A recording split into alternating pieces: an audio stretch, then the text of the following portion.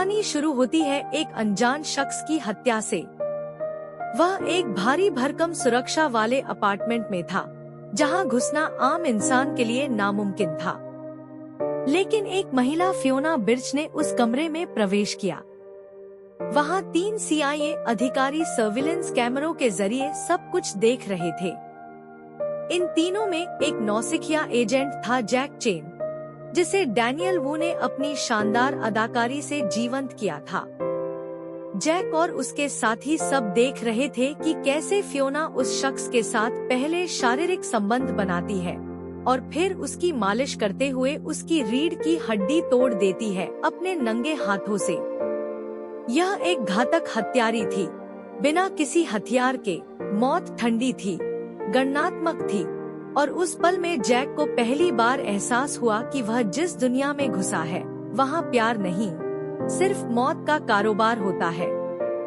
Fiona का काम खत्म होते ही वह अपनी कार में बैठकर वहाँ से भागने लगी। लेकिन फियोना दूर नहीं जा पाई। अचानक एक रॉकेट ने उसकी कार को टक्कर मार दी और वह धमाके के साथ पलट गई। कार के टुकड़े हवा में उड़ने लगे। तीनों CIA अधिकारी जैक समेत तुरंत मौके पर पहुंचे और उसे मलबे से बाहर निकालने लगे। वे सोच रहे थे कि शायद यह एक दुर्घटना थी या कोई और हमलावर। लेकिन जिंदगी के इस नाटक में एक और घातक मोड़ आया। उसी वक्त एक शानदार लिमोजिन वहां आकर रुकी। उसमें से एक महिला निकली, एक ऐसी महिला जिसके चेहरे पर कोई भावना नहीं थी। उसने बिना झिझक अपनी बंदूक निकाली और गोलियां चलानी शुरू कर दी। जैक के 2 साथी एक एक करके वहीं ढेर हो गए, खून से लथपथ। जैक किसी तरह उस जगह से भाग निकला। वह एकमात्र बचा हुआ CIA अधिकारी था। उस महिला का नाम था मादम एम, एक रहस्यमय हत्यारा संगठन की नेता। इस घटना के बाद दुनिया भर में छोटी छोटी लड़कियां एक के बाद एक गायब होने लगी। कोई रास्ते से, कोई स्कूल से, कोई घर से, जैसे उन्हें जमीन निगल गई हो। पुलिस और खुफिया एजेंसियां हैरान थी। कोई सुराग नहीं, कोई गवाह नहीं। लेकिन जैक चेन, जो अब अपने साथियों के कातिल की तलाश में था, ने एक पैटर्न देखा। सभी लापता लड़कियां किसी न किसी खेल या मार्शल आर्ट में पारंगत थी। कोई कराटे चैंपियन थी, कोई जिम्नास्ट, कोई तैराक। जैक ने सही अंदाजा लगाया, कोई उन्हें एक विशेष ट्रेनिंग के लिए चुरा रहा था ताकि उन्हें हत्यारा मशीन बनाया जा सके। यह था मादम एम का जाल। वह दुनिया की सबसे शक्तिशाली और खतरनाक भर्ती करता थी, जो ठंडे दिमाग से हर एक लड़की को चुनती थी, उनके कौशल, उनके शरीर, उनके भविष्य का मूल्यांकन करती। और ये सभी लड़कियां किसी अज्ञात टापू पर ले जाई जा रही थी। वह टापू किसी स्वर्ग जैसा नहीं था। वहां पहुंचने वाली हर लड़की को तुरंत एहसास हो जाता था कि यह एक नरक है। मादम एम के क्रूर ट्रेनर हर दिन उन्हें मारते, पीटते, भूखा रखते, उनके अंदर का डर और बचपन दोनों खत्म कर देते। 6 साल बीत गए। 6 साल के अथक, खूनी और बेरहम ट्रेनिंग में सैकड़ों लड़कियां मारी गईं। कुछ ट्रेनिंग में नहीं टिक पाईं, कुछ ने आत्महत्या कर ली, कुछ को ट्रेनरों ने ही मौत के घाट उतार दिया। आखिर में इस जघन्य प्रक्रिया से सिर्फ 3 लड़कियां बच पाईं, चार्लिन चिंग, कैट और जिंग। ये तीनों अब असली घातक हथियार बन चुकी थी। उनका शरीर इस्पात सा कठोर था। उनकी आंखों में दर्द नहीं, सिर्फ लक्ष्य था। उन्हें हर तरह के हथियार चलाना, हर तरह का शारीरिक संघर्ष और सबसे बड़ा, बिना भावना के मारना सिखाया गया था। उनका ग्रेजुएशन यानी असली हत्यारा बनने की अंतिम परीक्षा सबसे भयानक थी। मादम एम ने उन्हें आदेश दिया, आपस में लड़ो और मरो। 1 रिंग, 3 लड़कियां और सिर्फ एक ही जिंदा बचेगी। कैट और चार्लिन में गहरी दोस्ती पनप चुकी थी।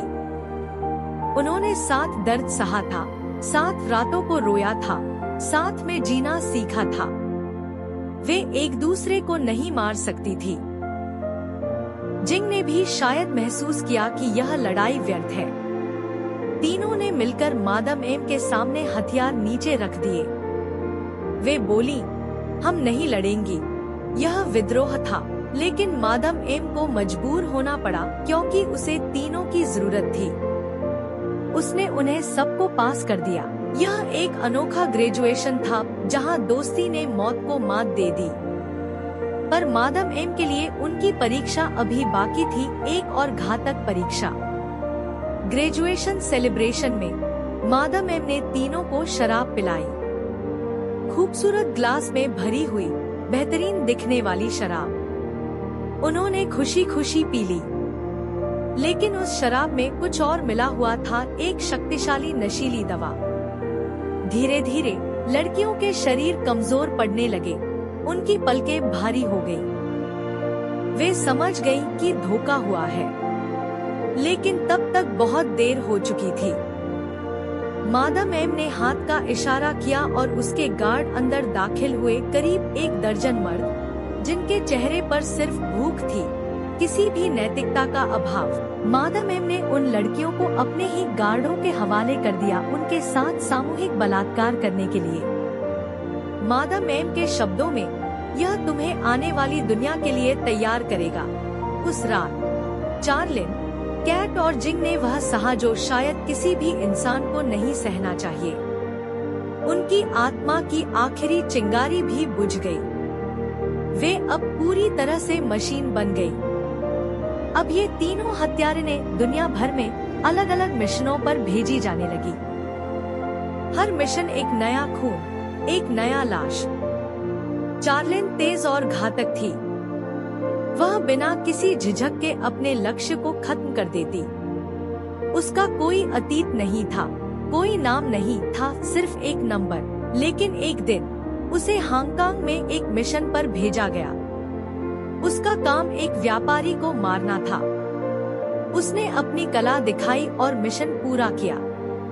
मगर जब वह निकल रही थी, उसकी नजर एक बुजुर्ग महिला पर पड़ी।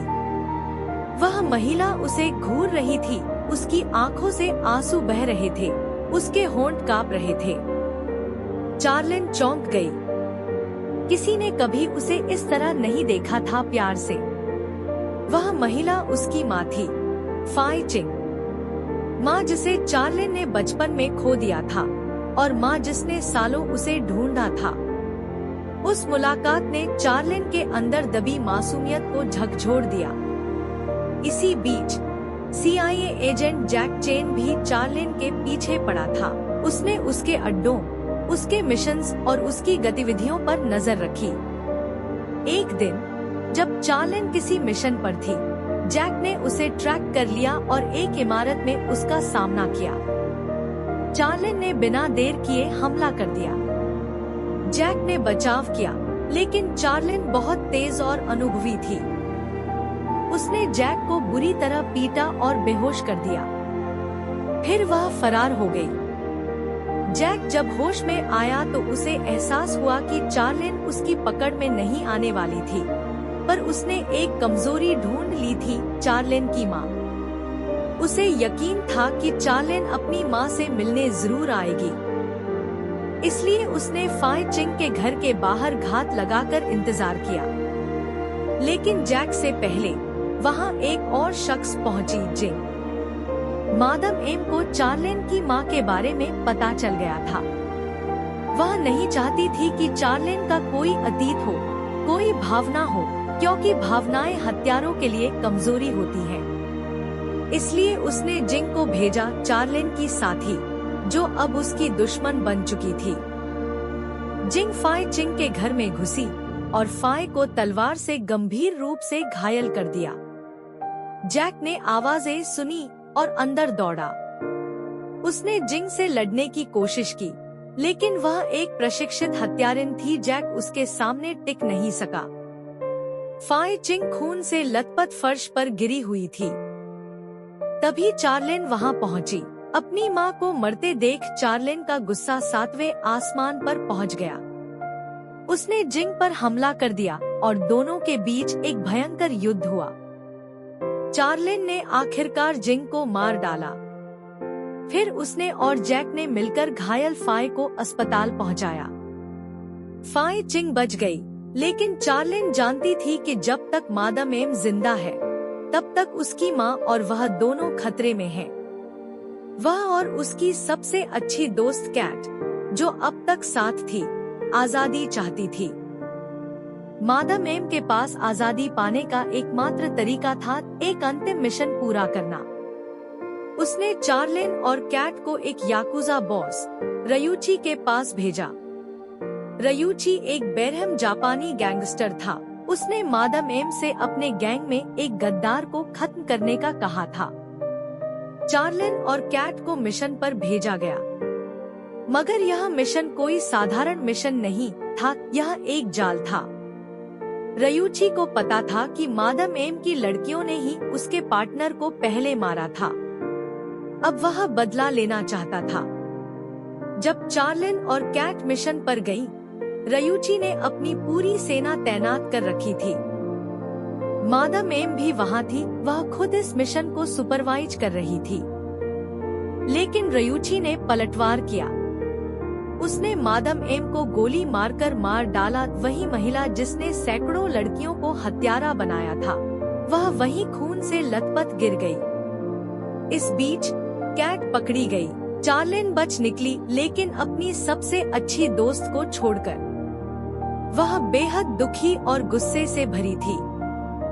वह कैट को बचाना चाहती थी, लेकिन उसके पास अभी कोई रास्ता नहीं था। वह अस्पताल के बाहर खड़ी सोच रही थी कि क्या करे। इसी बीच जैक, जो अब चार्लिन के प्यार में पड़ चुका था, ने उसे फोन किया। चार्लिन ने उसे एक समुद्र तट पर मिलने को कहा। जैक वहां पहुंचा। उस रात समुद्र की लहरों के बीच दोनों के बीच एक गहरा रिश्ता बन गया। उन्होंने एक दूसरे को पाया, एक एजेंट और एक हत्यारिन, दो अलग दुनिया के लोग एक ही धड़कन में बंध गए। यह चार्लिन के जीवन का पहला सच्चा प्यार था। लेकिन अगली सुबह जब जैक सो रहा था, चार्लिन उसके जूते में एक चिट्ठी रखकर चली गई। उसने लिखा था, अगर हमारी किस्मत में साथ होना लिखा है तो हम फिर मिलेंगे। जैक जब उठा तो उसे केवल वह खालीपन मिला। वह उसे ढूंढता रहा, लेकिन चार्लिन अब अपने सबसे मुश्किल मिशन पर जा रही थी, कैट को बचाने और रयूची को मारने। अगले दिन चार्लिन उस जगह पर पहुंची जहां रयूची ने कैट को कैद कर रखा था। उसने झांक कर देखा, कैट एक बुलेट प्रूफ कांच के पीछे बंधी हुई थी। रयूची ने उसे बेरहमी से प्रताड़ित किया था। चार्लिन बस देखती रह गई। जैसे ही उसने कांच के उस पार कैट को अपनी आखिरी सांस लेते देखा, रयूची ने कैट को मार डाला। चार्लिन की आंखों से आंसू नहीं निकले, क्योंकि उसे रोना सिखाया ही नहीं गया था। उसके अंदर सिर्फ गुस्सा था, बदले की आग थी। वह पूरी ताकत से रयूची पर टूट पड़ी। एक लंबी, खूनी और भयंकर लड़ाई हुई। चार्लिन ने अपने हर कौशल का इस्तेमाल किया। आखिरकार उसने रयूची को हरा दिया और उसे मार डाला। इस तरह उसने अपनी सहेली कैट की मौत का बदला ले लिया। युद्ध खत्म हुआ। चार्लिन अब पूरी तरह आजाद थी। मादम एम मर चुकी थी, रयूची मर चुका था और उसकी प्रतिद्वंद्वी जिंग भी मर चुकी थी। बस वह और उसकी माँ बची थी। एक दिन जैक और फाई चिंग एक चीनी मंदिर में प्रार्थना कर रहे थे। फाई ने मजाक में कहा कि ये प्रार्थनाएं शायद जैक के दृष्टिकोण से बकवास है। जैक ने मुस्कुराते हुए कहा, मैं कभी धार्मिक नहीं था, लेकिन हर बार जब मैं मंदिर में होता हूँ मुझे शांति मिलती है। फाई ने बड़े प्यार से कहा कि उसे और अधिक बार मंदिर आना चाहिए। उधर चार्लिन एक अलग मंदिर में थी। वह कैट की आत्मा की शांति के लिए प्रार्थना कर रही थी। अपनी प्रार्थना के अंत में उसने देवता से कहा, मैं उसके साथ रहना चाहती हूँ जिससे मैं सच्चा प्यार करती हूँ। जैक। जैक अपनी आखिरी बात में कहता है कि कभी कभी उसे पूरा यकीन हो जाता है कि चार्लिन उसके बगल में है। वह जब भी भीड़ में चलता है उसे लगता है कि वह उसे देख रही है। आखिरी दृश्य में हम चार्लिन को एक कोने में खड़ा देखते हैं। जैक शहर की भीड़ में तेजी से कहीं जा रहा है, कहीं किसी को ढूंढते हुए। शायद वह चार्लिन को ढूंढ रहा है। चार्लिन उसे देख रही है, उसकी आंखों में प्यार है, लेकिन वह आगे नहीं बढ़ती। शायद वह अभी तैयार नहीं है। शायद वह चाहती है कि अगर उन्हें मिलना है तो उनकी किस्मत उन्हें फिर से साथ लाए, जैसा उसने चिट्ठी में लिखा था। यह कहानी खत्म नहीं होती। यह एक नई शुरुआत की उम्मीद पर छोड़ दी जाती है। चार्लिन ने आजादी तो पाली, लेकिन उसकी आत्मा पर अब भी उस अंधेरी दुनिया के घाव हैं। फिर भी वह मुस्कुराती है और जैक बिना यह जाने कि वह उसे देख रही है बस चलता रहता है, एक अधूरे प्यार की तलाश में। और इस तरह एक हत्यारे की दुनिया में एक प्रेमी का दिल धड़कता रहा। चार्लिन ने खून से भरा रास्ता छोड़ा, मगर पीछे मुड़कर नहीं देखा। उसने अपनी दोस्ती, अपनी माँ और अपने प्यार के लिए सब कुछ दांव पर लगा दिया। यह कहानी केवल मारधाड़ की नहीं है, यह है उन लड़कियों की जिन्हें मशीन बना दिया गया, मगर जिनके दिलों ने कभी हार नहीं मानी। नेकेड वेपन हमें यह सिखाती है, असली हथियार हमारे अंदर होते हैं, हमारी कमजोरियाँ, हमारी यादें और हमारा प्यार। और कभी कभी आजादी पाने के लिए कुछ खोना पड़ता है, मगर जो बचता है वही असली जीत होती है। शुभ रात्रि।